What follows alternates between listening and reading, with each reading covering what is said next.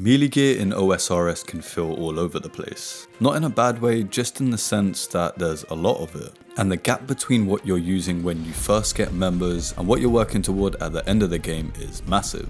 If you're a new player trying to figure out what you should be spending your money on next, it's a bit overwhelming. So I'm going to go through all of it and tell you what to prioritize at each step. But ultimately progress how you want and do what you find fun. A lot of people might say that OSRS has a lot of horizontal progression. What that actually means is the most expensive upgrade isn't always the right one. It depends entirely on the content that you're doing. A spec weapon that feels useless at one boss can destroy another, but we'll get into that. Before we start, if you want to join the Bond giveaway, make sure to subscribe to the channel, like this video and comment down below how your melee progression is going. Before we talk about gear, let's break down some of the numbers, because once you understand this, upgrade decisions get a lot easier. Every attack you make is influenced by two things: your skill levels, attack, strength, defense, hit points and prayer, and your equipment stats, the bonuses listed in your worn gear tab. Both matter and they scale together. Attack affects your accuracy, whether you hit at all. And strength affects your maximum hit, which is how high the number can be when you actually do hit. This distinction comes up constantly. If you're fighting something with low defense and you're landing most of your hits already, increasing strength bonus is usually better because it raises your max hit. If you're fighting something tanky and you're missing a lot, then accuracy becomes much more important. And because melee has 3 separate accuracy styles, stab, slash and crush, enemies can be weak to one and resistant to the other. So it is really just about learning your enemy and learning which attack style is best. Just check the wiki for what you're killing before committing to a setup, and it will help save a lot of the guesswork. Your weapon makes up the biggest difference in your DPS outside any single piece of gear. A very good weapon in bad gear will almost always outperform a weak weapon in very good gear. When you're thinking about what to upgrade next, just ask yourself whether your weapon is already sorted before you're saving for armor. After your weapon, prioritize jewelry, and then after jewelry, armor. And this order kinda holds true for almost the entire progression. Some weapons have a special attack that costs energy from a spec bar, and that energy regenerates over time. At higher levels, specs fall into a few different categories. Damage specs like Dragon Claws or the Void Waker, these hit big or bypass accuracy mechanics. Defense reduction specs like the Dragon Warhammer or Bandos Godsword, these lower the target's defense so everyone hits more reliably. And then there's healing specs like the Saurodome and Godsword that restore HP or prayer for longer trips. Then there's also niche and more specific mechanics, but those are the big categories.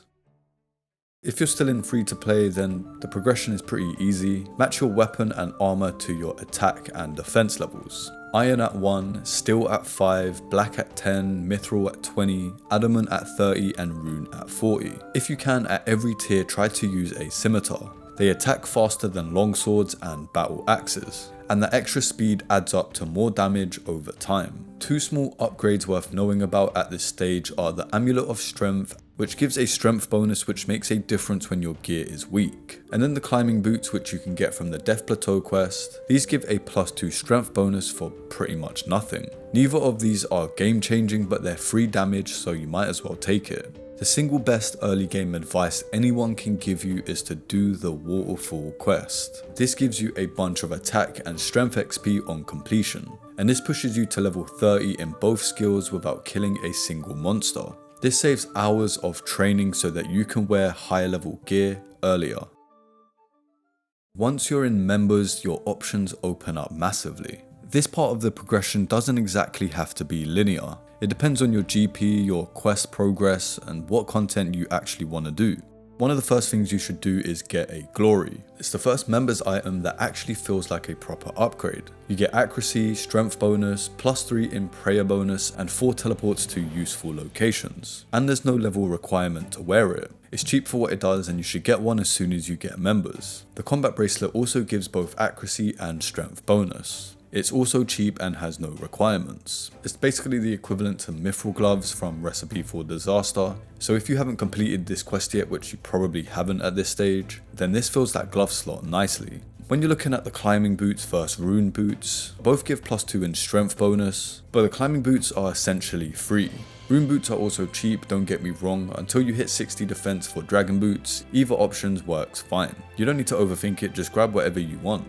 After completing the Fremnik trials and getting 45 defense, you can use the Berserker helmet. This gives you a strength bonus in the helmet slot, which is a nice bump at this stage. It's not going to be the best in slot for a long time, but it bridges the gap before your next upgrade. The next upgrade is the Helm of Natusnot. This requires the completion of the Fremnik Isles. This is one of the best helmets in the game for where it sits in progression. This gives you a strength bonus, +3 prayer bonus, and strong defense stats. If you've done the Perilous Moons content, this is where things get a bit interesting. The Sulphur Blades require 55 attack and hit twice per attack.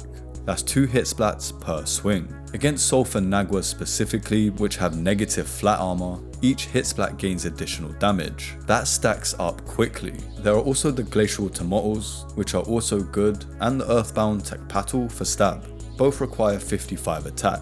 Having all three gives you coverage for every melee style, which can be useful early on when bosses have specific weakness. For general Slayer training, Sulphur Blades are competitive with the Dragon Scimitar. For Sulphur Naguas, they're definitely the better option. Speaking of the Dragon Scimitar, this requires Monkey Madness 1 to wield. This scimitar is a rite of passage and so nostalgic for anyone that was playing in 2007. On its own, it's solid. When paired with a Dragon Defender, this is where it really shines. The Dragon Defender requires 130 combined attack and strength level to enter the Warriors Guild. You farm Cyclopses starting from the Bronze Defender and working all your way up to the Dragon Defender. This defender gives massive accuracy and strength bonus in the offhand slot. Nothing at this price comes remotely close, so I would work towards getting this. The Fighter's Torso is a Barbarian Assault reward. It gives a +4 strength bonus in the body slot. The important part is the offensive bonus. It's super good and so many people use this instead of a Bando's chestplate when they don't have the money.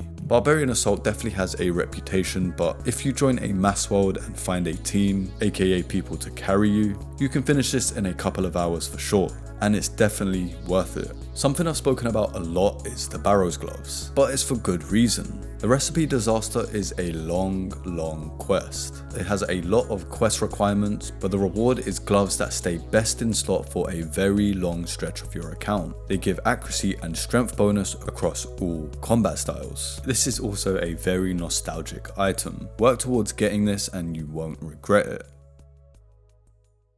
I might be talking about nostalgia too much in this video, but the next one is the Fire Cape. Another one from our childhoods. This cape gives a +4 strength bonus. You get this after defeating Jad, which is at the end of the fight caves. If you've got mid to high 70s in ranged and some good understanding at prayer switching, this is for sure doable. It's worth getting before you dive into serious bossing because it's a meaningful strength bonus that stays relevant for ages. The only upgrade you can make better than this is the Infernal Cape, which is definitely very difficult. The Zombie Axe is a solid crush weapon. It's slow but hits hard. It has a strong crush bonus and is a good budget option for crush weak bosses like Giant Mole or early Dagannoth Kings. It's not a must get, it's just useful to know about. The Berserker Ring is also an upgrade that you should go for. You get this from Dagannoth Rex or you can just buy one from the GE. You will later want to imbue it to make it even stronger. If you got the money to, buy some obsidian plate legs. These are great until you have the money to afford something else.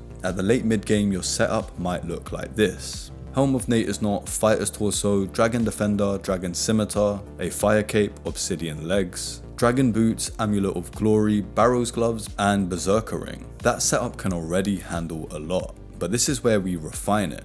The Abyssal Whip at 70 attack.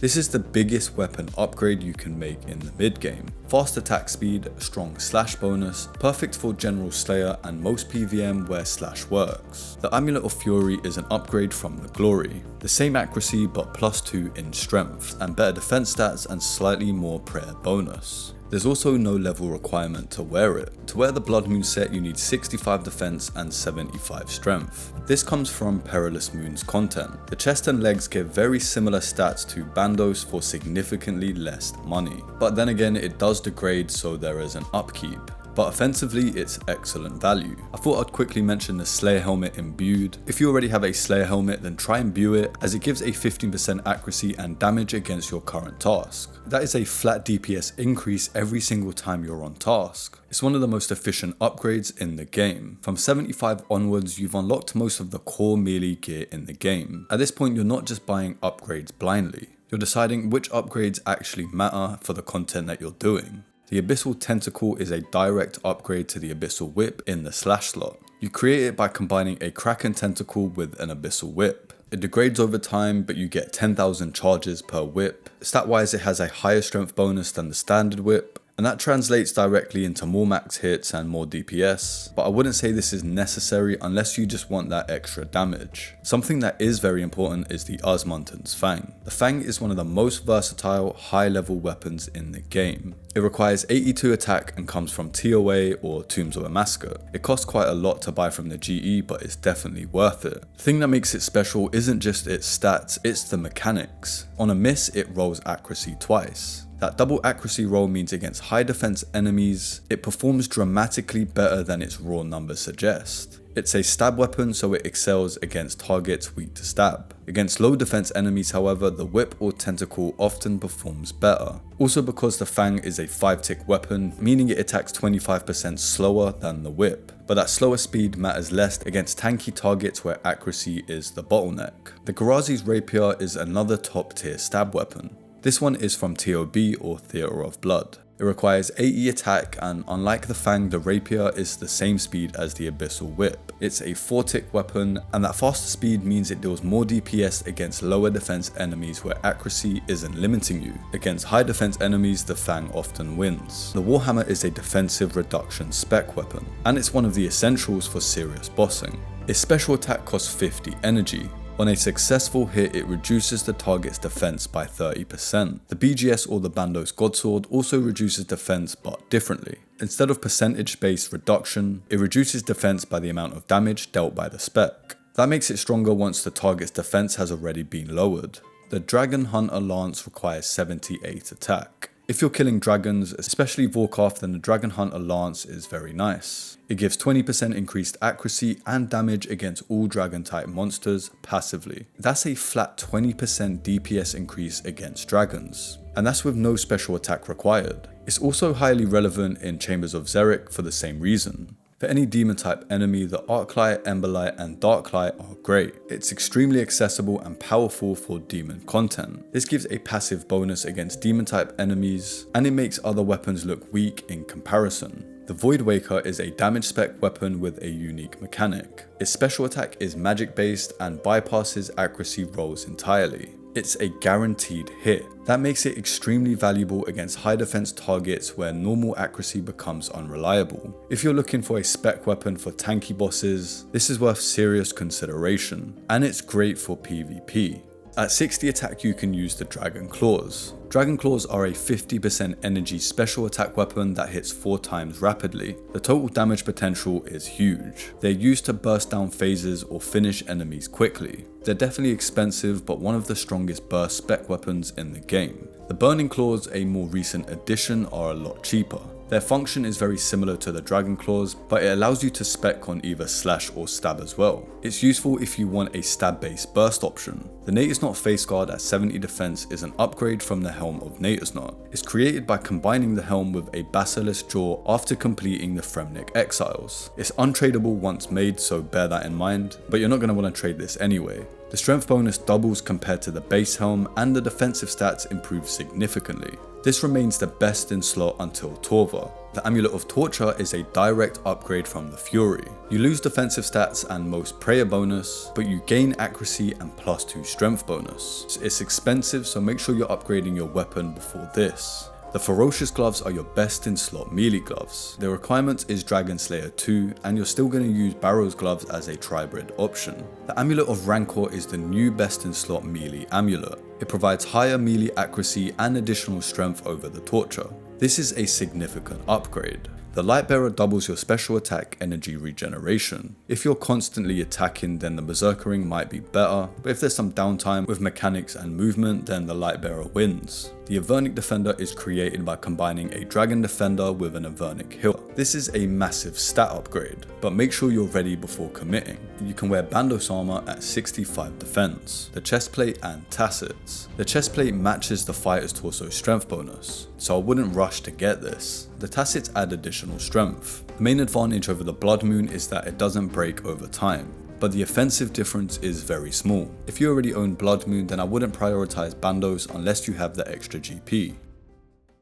The endgame gear is where it gets very, very expensive. Hundreds and hundreds of millions. Sometimes over a billion. You do not need any of this to start high level PVM. All the gear that we've already spoken about is good enough to raid, but this section is more about knowing what you're building towards. The Infernal Cape is an upgrade from the Fire Cape. You obtain this from the Inferno. This is a much harder version of the Fight Caves, but if you can do it, it doubles your strength bonus. This is a permanent DPS upgrade. Oathplate armor sits somewhere between Bandos and Torva. It's better than Torva in slash heavy content where accuracy matters, but it's worse when raw strength is all that matters. Many endgame players are rich enough that they own both. Torva armor is the best in slot strength bonus in the game. High strength and high defense. There's an accuracy trade-off versus Oathplate in slash heavy situations, but both sets have their place. The Altar Ring is the best in slot melee ring. 12 strength bonus versus 8 from the imbued Berserker ring. That's a small number but big endgame difference. And it's very expensive, so upgrade once core gear is finished. The Blade of Seldor at 80 attack is a slash equivalent to the Rapier. It requires Song of the Elves and uses charges. The Soul Reaper axe is the second best slash weapon overall. It's better for single tile monsters where the scythe can't multi-hit. It stacks up to 5 times, costing 8 HP per attack,